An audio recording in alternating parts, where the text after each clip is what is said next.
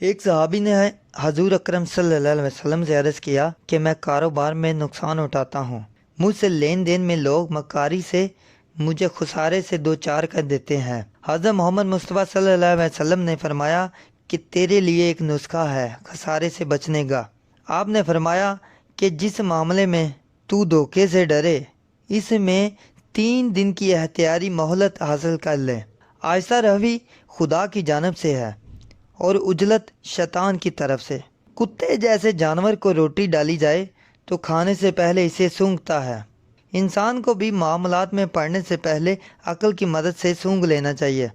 اللہ تعالیٰ کن فیا کن کی قدرت والے نے بھی 6 دن میں کائنات تخلیق کی۔ یہ آہستہ روی انسان کی تعلیم کے لیے ہے۔ طلب آہستہ اور مسلسل ہونی چاہیے۔ آہستہ روی اقبال مندی اور خوشی پیدا کرتی ہے۔